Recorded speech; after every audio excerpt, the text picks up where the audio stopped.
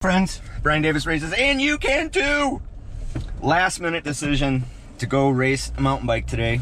I have zero expectations, except there's one thing I'm gonna try today. The last time I did a mountain bike race, I went out of the gate too hard despite telling myself not to do that. So I'm gonna set myself a heart rate limit, and I'm gonna stay under that until, maybe 25% into the race, and then I'll see where my body's sitting and let her snap from there.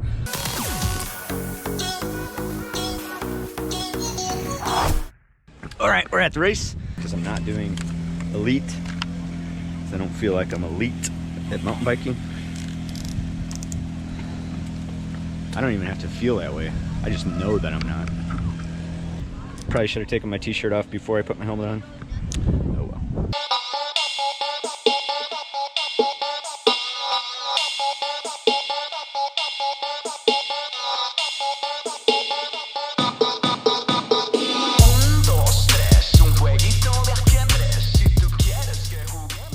All right, race fam, let's go mountain bike racing. So mountain bike racing for me is always quite challenging because I struggle to control my heart rate and put out a consistent, even effort. Now, what's interesting is I went back and watched the mountain bike race I did at the beginning of the year, and I thought to myself, well, I watched the video and myself was saying, oh, I'm going to try really hard to control my heart rate and not go out with the leaders. And in the video, I even say, oh, I feel like I did a good job of that. In reality, excuse me, I did not do a good job of that, and I could tell after the race. So I'm not sure why I let that video go out with that attitude, because I definitely went out with the leaders up a huge hill in the first half of that other race. Now this race that you're watching right now, I really, really wanted to focus on not going out too hard. So I purposely staged myself toward the back of the group and thought, well, I know this course a little bit, at least the beginning of this course, and I know there's a long run before we get to single track. So there should be enough time for things to level out and things to get single file, and I don't have to get too stressed out about trying to get to the first single track turn before every other human being. And I did that, and so I'm definitely under control right now in terms of heart rate. I remember this part of the race thinking, this is great. I'm doing the plan that I wanted to do to maintain a pretty consistent heart rate. And then right now I'm thinking, oh crap, that's cool, you have a consistent heart rate, but you are jammed behind a whole lot of people trying to get it in a single track. So really what you end up with here at the end of the day is this balancing act of, can you go out hard to try to get clean single track into the first turn, or do you go out relatively easy to work your way into the race? So my warm-up wasn't awful, it wasn't great, but it was fine. And yeah, I guess it's somewhere between these extremes. I think the last race I overcooked myself. Maybe it was because of the hill as well, and less to do with... So look, now this is cool. I get a rest. I mean, in some respects it's cool. I get a complete and total rest. There's a good 20-30 seconds here where you're just... There's not a whole lot you can do to be super aggressive and fight for a line or whatever else. I know I'm going to see a number of the people ahead of me later when I pass them, but that's just what I'm going to try in this race, because I'm still learning how to mountain bike race quite a bit, and I had a lot of fun in this race. Spoiler, this race went really, really well for me. I feel like my heart rate ended up cooperating. I had a really consistent level. So a couple things about this course. It's pretty close to my house, like I mentioned in the beginning.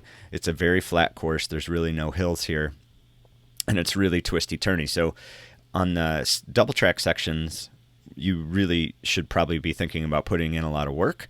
And then on the single track sections, you're going to get a little bit of a quote-unquote rest, because there's only so much you can do in these twisty-turny sections if you can manage to control your breathing and not let things spiral out of control. So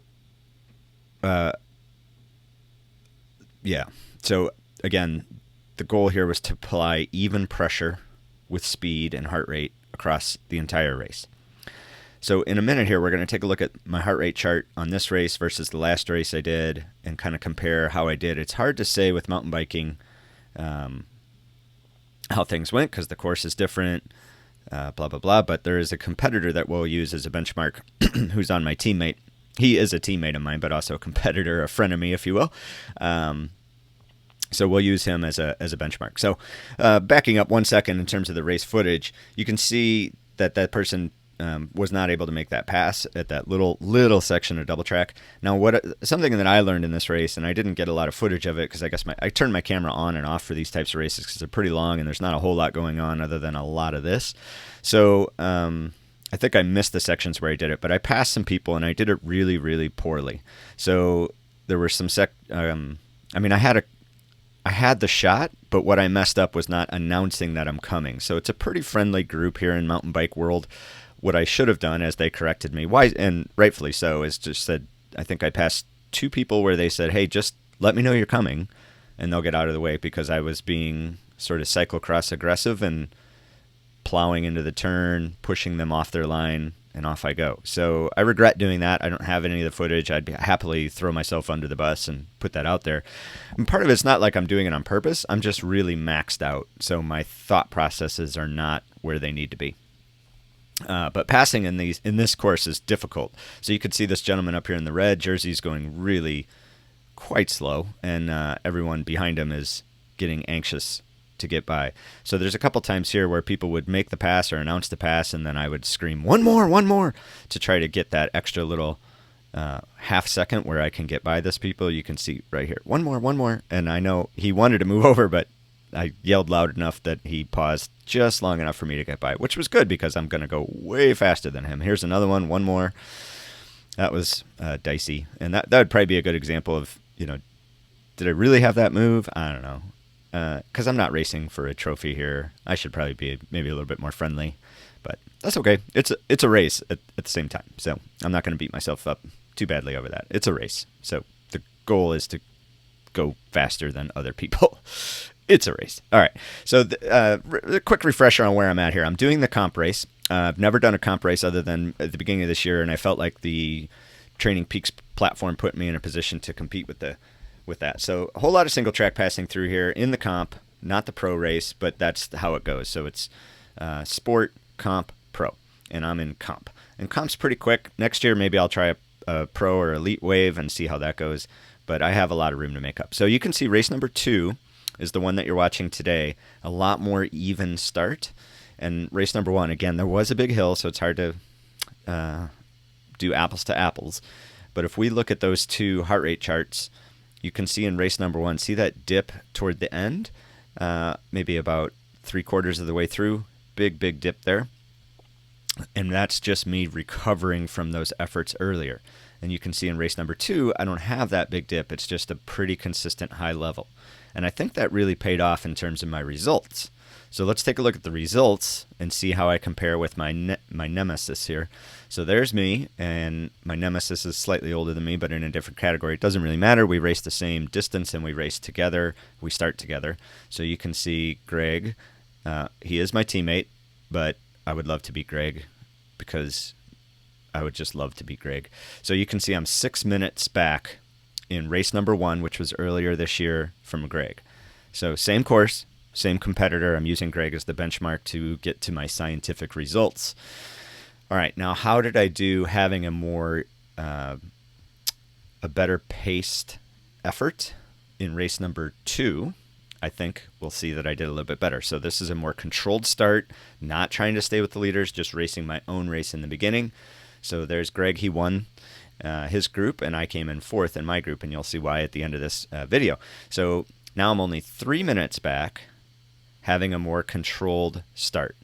So I think very clearly, if you were to compare this versus that, I think you can see that starting on your own pace, again, it just depends on the course and all that stuff, but I think that pays off better for me because I didn't have to spend 5 minutes, maybe even 10 minutes toward the end of the race trying to recover from those earlier efforts. I could just maintain a higher, consistent effort rather than having a peaky effort. And I felt a lot better. I felt mentally, it felt way better to do the consistent effort. So that's the route I'll go with mountain bike racing in the future. So tactically, here's something I messed up. So you can see this gentleman. I'm going to chase him down in this section of double track. And this course has pretty good chunks of this double track where getting aero is really important. Putting your head down. I think I wore my aero helmet. I'm almost 99% sure I No, I didn't actually. I wish I had. So that's okay. Maybe that would have been smart. And then we dive into single track. Now, once we get into single track, I have to say I'm a little bit better than this gentleman here in single track. And I think mostly because if you watch him take these turns, he doesn't get up on the berms. Not that there's huge berms, but they're there. And he's just not turning effectively. And I have a lot more meat on my tires. I'm running 3-inch tires. He's running probably 225s. So maybe that's why I'm a little bit better. I don't consider myself an expert in single track capability, but I'm faster than this guy. But this guy races a better race because I screw up something here in a moment. So we get to another double track and I pass him. Now, that was a mistake. I should have really put on my roadie hat, tucked in behind him. Maybe I could go a little bit faster because I'm a roadie. But in reality, I should have taken that wind break even if I had lost 20 seconds going his pace versus trying to go my pace. But what really happened was I cooked myself. I had totally cooked myself because I thought I got away from that guy and I'm never going to have to. Oh no. Oh, there he is again. Oh my gosh. So he battled back. Good for him. Super strong rider. Don't have his name in front of me, but great ride, man. So he passes me and I don't see him again I don't know if I ever see him again. So a huge double track section here to get from the end of the single track to the beginning of the single track, and I could have been resting that whole time in his draft or working together with him. We could have been rotating poles. That would have been the smartest of all the options, but I didn't do that. So once we got back into single track, I think I caught up with him. I'm not sure. I agree. So yeah, toward the end of the race, a little cheering from my friend Mike. You're better than that. I agree. I'm getting my butt kicked. So I was starting to feel tired, but such is life. All right, now here's the double track toward the end of the race. I lost where I was in the course. That was another big mistake. So this guy goes by me and I'm thinking, oh, is this the end of the race? It seems like this might be the end of the race. Maybe I should try to, oh, there's another, oh, for cripe's sakes. I should have stayed with that guy because there goes the podium, those two gentlemen, and I did not keep up with them because I didn't understand where I was on the course. I didn't realize the finish was right there. So, oh well. Had a lot of fun mountain bike racing. This was a great time, and I'm going to do more of this next year for sure. Hey, race fan, thanks for watching today. I really appreciate it. Mountain biking is a ton of fun, and I'm going to do a little bit more of it next year for sure. Really looking forward to cyclocross season coming up, and just wanted to add this. If you do get a chance to subscribe to the channel, I would really, really appreciate it. So please hit the subscribe button, hit the little bell icon so you're notified when I put out new stuff. And if you'd like a free t-shirt, I still have a few available, so shoot me a message. My email should be in the description down below, and I will send you a link to be able to order yourself a free t-shirt. If you're overseas, it'll cost a couple bucks, but the t-shirt is absolutely free, just for shipping. In the US, I don't even charge you shipping. I just send it out. The only thing I ask in return is that you wear it somewhere cycling related and send me a picture. All right, race fam, that's all I got. See ya!